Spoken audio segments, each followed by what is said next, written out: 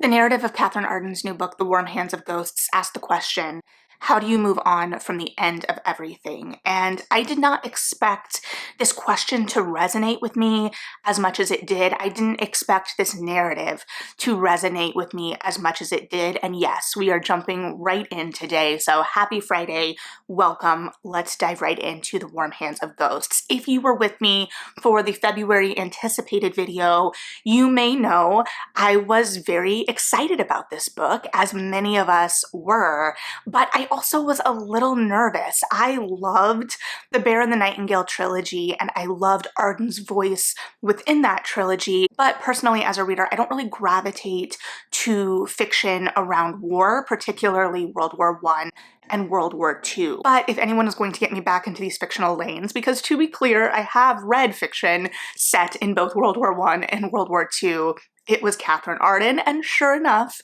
here I am to talk about the book. And I think the idea of the end of everything, the war to end all wars of World War I, but more importantly, the senselessness of World War I, the horror of World War I, that is what is central here. And I think this book offers such a unique perspective and is able to weave in these bits of the speculative or the supernatural in a way that kind of seamlessly offers a metaphor for those horrors, while also kind of bleeding the edges, because there is this senselessness, there is this horror, to use words that I will probably use quite a lot in this video, and there is this sense of the real and the unreal. So we have these speculative elements, but even as a reader, as these speculative, fantastical elements were being implemented and were so smooth and interesting in terms of how they were working within the narrative and the metaphor they were exploring, and they were everything I wanted as a reader. But even as I was primed to buy in to the magic of it, I found myself asking questions of, is this a delusion in some way? Is it a disassociation? Is it a way of trying to make sense of the senseless? And in a very literal sense, it is a way to make sense of the senseless, even if that is as much for us as it is for our characters. Now, before we dive fully into the book, I do want to say that it was a little surreal reading this.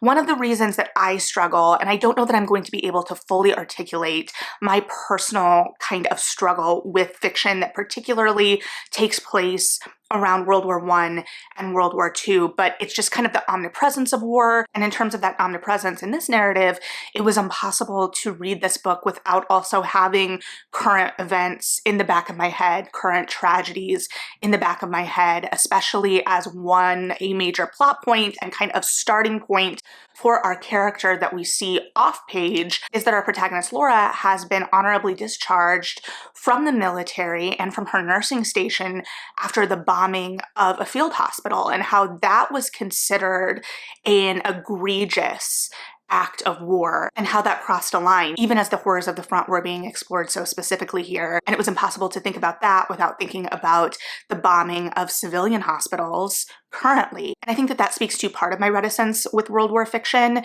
just because it aims to make sense of a thing that doesn't really make sense, which, to be fair, we're doing here and we're always trying to do. And in Katherine Arden's author's note in particular, she talks about how we see much more fiction from World War II because it is a little bit easier to kind of conceptualize. There are clearer ideas of heroes and villains in World War II, and World War I really illustrates that senselessness. And this book illustrates and explores that senselessness. So apologies, enough philosophizing. I'm not going to sit here and pretend like I am some expert on either of the world wars, but I do want to unpack this book with you, so let's dive into this. As mentioned, we are following Nurse Laura, who has been discharged from the front lines, but finds herself back in the midst of chaos and horror in Halifax after the explosion of a ship in the harbor, which leaves her all alone in the world as it kills her parents, and her beloved brother is off fighting on the front. And this introduction to both Laura and the ship explosion, which is how we enter the narrative,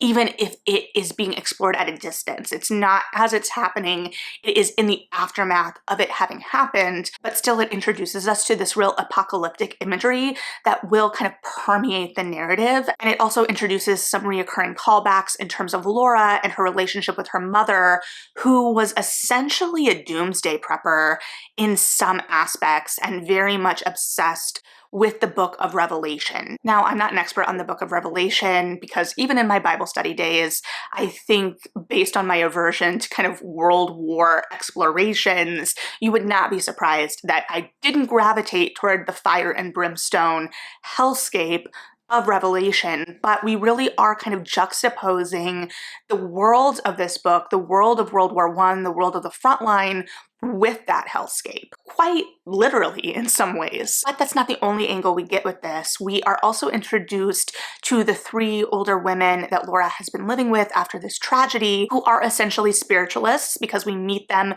mid-seance. And I was so interested in the idea of spiritualism around World War I because we do see spiritualism pop back up at these times of great change, but that is kind of our only real entry into that realm, but it is also the door that opens that idea into the narrative, and I think we see the echoes of it later, especially because if we know anything about storytelling, narratives, epics, there is an emphasis on groupings of three. And here I kept going back to the idea of these three being the fates in some way, because they do open this idea of Freddie, Laura's brother, still being around. This is important because right prior to her kind of stumbling into this ongoing seance upon arriving home, she has been delivered a box from the army. And when she goes back to the box, she discovers it is her brother Freddie's things. Normally, this would indicate nothing but the worst, that her brother died on the front.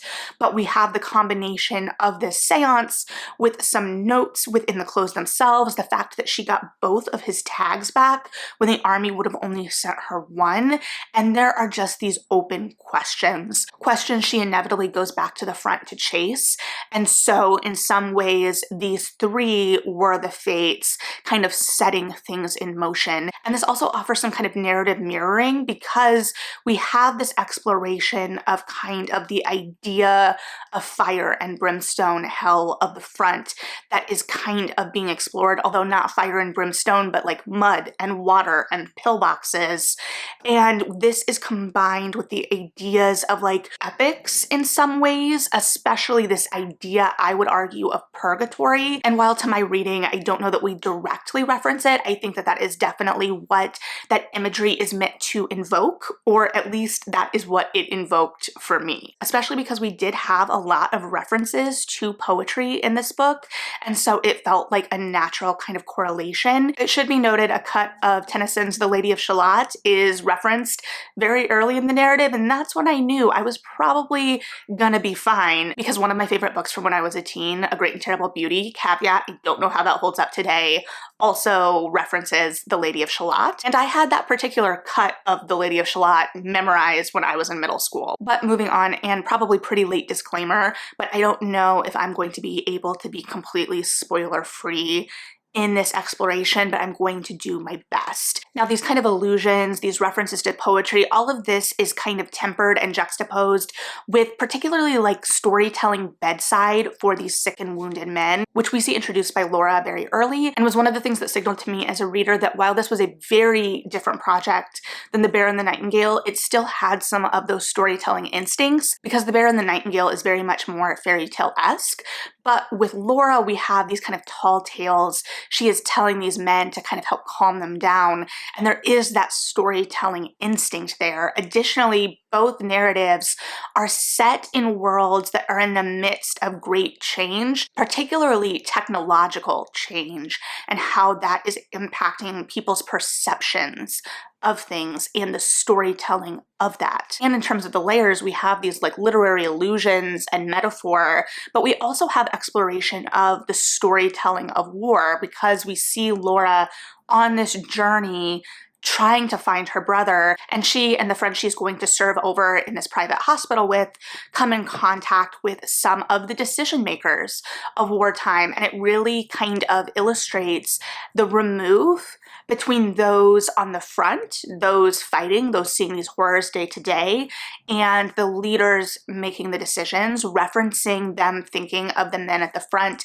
as just numbers at the end of the day. All part of the senselessness of war and a reminder aware of the cost of that glory and that romanticization. And in the midst of all this, and in direct opposition to this romanticization, we are also flashing back to Freddie. And so we have these two plot lines that are running concurrently, and Freddie is back a year. So we have this sense that these two narratives are kind of running toward each other. However, that implies a movement and an action in Freddie's timeline and narrative in particular that is much more weighted down. Because we meet Freddie at the front, trapped in the trenches after his pillbox has kind of upended in an explosion, and waking up in the dark, he comes to find out he is not alone, but he is in fact trapped with the enemy. And this is where I started to kind of question what was real. Even though this ended up being incredibly real, it is where I felt the line started to blur between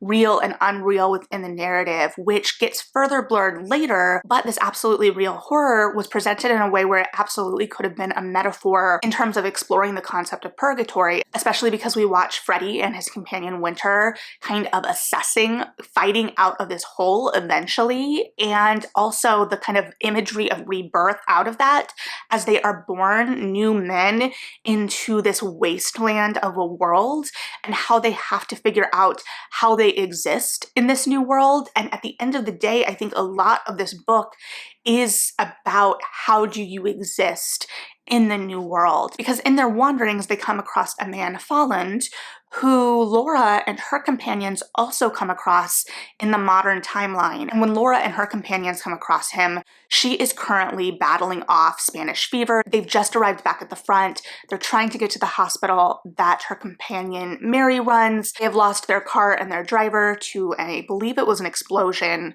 not him being outright shot. And so they stumble across this, what they believe to be ruin, only to go in and see a man playing the violin in the corner and a bunch of soldiers sitting around drinking, and all kind of framed or focused on this mirror. And they are invited in by this violinist to drink and to kind of forget their cares for a time, and are told that that mirror represents their deepest desires. Laura looks into the mirror and sees Freddie, but is much more pragmatic about the whole thing, especially for someone who is being haunted by the ghost of her mother. Her friend Pym looks into the mirror, and while we don't know what she sees, at least at that time, she cannot let that idea of whatever she has seen go, even when they wake up back to this ruin of a building and are left kind of questioning the reality of the night before. Especially, again, Laura was in the midst of fever, so can her brain be trusted? We have all of these outs to kind of explain the supernatural and explain the speculative here, even as the narrative kind of speedruns as to the reality of the supernatural in this. But it's also, again, as mentioned, such a smooth and subtle descent that it makes me wonder if it is a parallel to this exploration of a descent into hell. Because we also have reference to Freddie with this violinist, and then when Laura gets to the hospital, the men have heard rumors. There are tales on the wind, so to speak, of this violinist as well, and it is a combination of men disappearing, though there are also these tall tales of these men who have escaped and now form these bands of just wild men, essentially. But also this idea that you only see this place once, and that some people go the rest of their lives thinking and craving that to the extent that they forget themselves, which we see a little bit start to happen with Laura's friend Pym. But is that what's happened to Freddie? I mean, I know, but I don't want to completely spoil it for you. At the same time, I think most of this book, the joy is in the way it's unfurling, the language, the metaphor, the imagery. The plot itself kind of makes sense in terms of how it's unfurling. It feels fated in some ways, which may be purposeful when we have the introduction of these stand-ins for the fates so early on in the narrative, but also this kind of fighting back against fate and taking our futures and our fates into our own hands. So it's much more character driven. I will say the climax and the imagery of the climax and how it explores the idea of trauma and memory and how we move on with our lives with all of this living in our head was some of the most moving kind of fiction I've read in a second. It 100% made me cry, and I could see an argument being made, admittedly, that the metaphor maybe is a little too obvious, or that we are hammering it home just a little too much, or even that it's a little bit bloated and disjointed in terms of its metaphor. I could see people struggling with that, and that would be completely valid. However, I didn't, and the disjointedness of it honestly made sense because the world of the book, the world at this time, is so disjointed, and not even just within the war scope of things, but the idea of where the world is sitting, the kind of precipice it talks about between these Edwardian ideals and the modern future that this is moving us into, and how these are butting heads in a lot of ways. And so we're seeing that clash thematically as well. And again, we're definitely living in the metaphorical realm of hell and purgatory.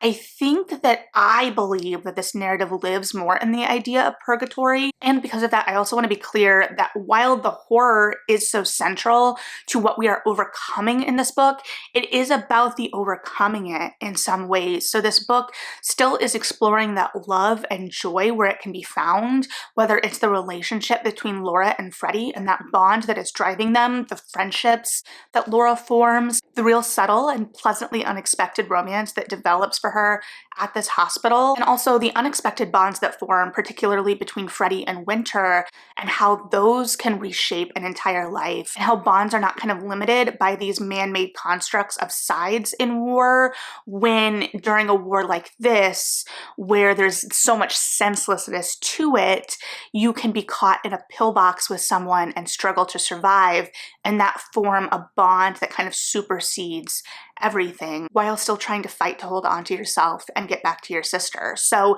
there still definitely is that exploration. In terms of the narrative stylings here, Laura's sections, while still playing in those realms of the speculative, I would argue are more straightforward narratively than Freddie's sections, because again, Freddie's sections leave us wondering so much about kind of the purgatory or the in-between of it. And so his journey feels like it is moving through the mud of the trenches in some ways. It doesn't have as much momentum because so much of his narrative is about the surviving from moment to moment and what that means. And while there was a distinction between these two storylines, I wouldn't have minded if they pushed it even a little further, particularly in Freddie's sections, but I did like what we were exploring here. And again, I liked that it had that bleeding at the edges between the real and the unreal. This book offered so much depth and exploration of these themes, and I think the speculative metaphor of it really helped elevate those explorations. I will say, as a kind of technical side note, I did notice two somewhat glaring copy edits in the final copy of this I read from the library, and I'm not usually one of those people to note every error in a book. I understand that mistakes happen. However, this being one of my more anticipated releases, especially for the spring, combined with knowing how long this book has been in the works, I just think it's a shame because they were things like double words or an incorrect tense of a word, and I 100% believe that those things slipped through due to overworked publishing staff, but that is probably part of a larger conversation, but just something to be aware of so it doesn't shake you out of the world too much. Hopefully, if you come across it, hopefully you'll be able to just kind of glide right by it because you will be so absorbed. But I considered myself pretty absorbed in the world, and it just jarred me a little bit. Now, I could keep rambling about this book for much longer, but I'm not going to do that to you. I would recommend that you potentially pick this up for a book club because there is a lot to dig into and a lot to discuss, and I may in fact recommend it for my book club down the line because of that, and because we are all drawn to that speculative angle for sure. As my book club is also very much fans of Just Kid, I think this is in line with our tastes. But with that being said, if you have read this, I would love to hear your thoughts about this because, as I said, there is so much to dig into here, so let me know what you're thinking. As always, thank you for hanging out and listening to my thoughts. Like and subscribe if you feel like it. Read something good, and yeah, bye.